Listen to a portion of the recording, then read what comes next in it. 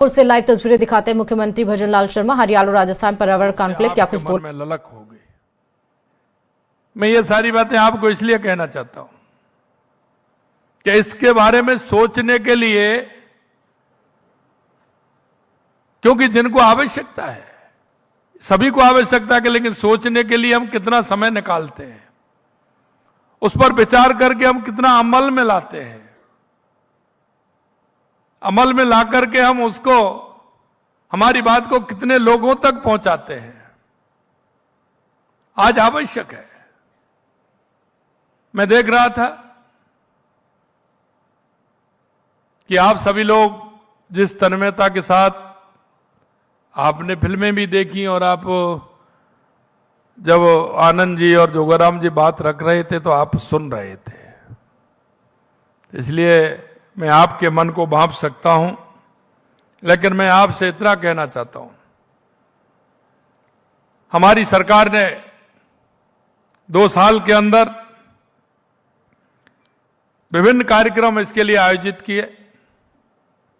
लगातार पर्यावरण के क्षेत्र में हम काम कर रहे हैं और इसी कड़ी में आज पर्यावरण जागरूकता से जुड़े कार्यक्रम में आप सब यहां पधारे हैं।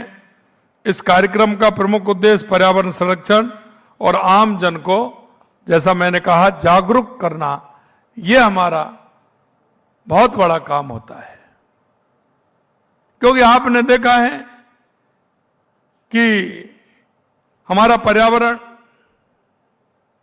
हर व्यक्ति के जीवन के लिए कितना आवश्यक है, क्योंकि हमारा जीवन इसी से चलता है। और हम छोटे से लालच के कारण हम अपने जीवन को, आने वाली पीढ़ी के जीवन को, आमजन के जीवन को दूषित करने का काम कई हमारे लोग करते हैं। लेकिन मैं आपसे कहना चाहता हूं, यह पर्यावरण को सुरक्षित रखना, यह हम सभी की जिम्मेदारी बनती है। और इसमें अगर आप छोटा सा एक कोई भी अपने मन के अंदर भाव लेकर के अगर बैठेंगे कि हमारा पर्यावरण सुरक्षित रहना चाहिए, तो हमारे आने वाली पीढ़ी के लिए बहुत आवश्यक होगा। इस ऐतिहासिक धरती पर आयोजित पर्यावरण कॉन्क्लेव केवल विचार विमर्श नहीं है, बल्कि हमारी सामूहिक जिम्मेदारी को दिशा देने का अवसर है। यह एक व्यक्ति का काम नहीं है, हम सभी की सामूहिक जिम्मेदारी है। और यह घर से प्रारंभ होती है, घर से प्रारंभ होती है। और इसको आप जितना सोचना चाहें, जितना ले जाना चाहें, यह बहुत सोच सकते हो, बहुत विचार कर सकते हो और उस पर अमल भी कर सकते हो। और छोटी छोटी बातें हैं, लेकिन हम उनको जिम्मेदारी से पूरा करेंगे तो एक हम समाज को दिशा दे पाएंगे।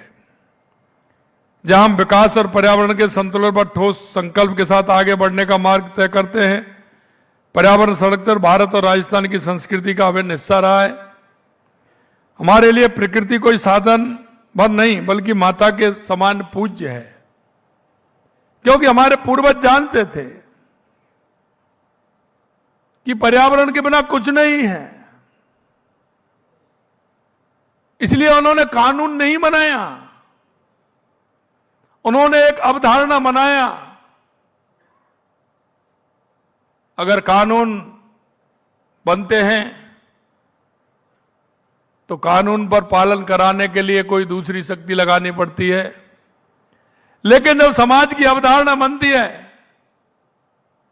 तो उसके लिए वो हमेशा के लिए चिरस्थायी हो जाती है, क्योंकि हमारे पूर्वज।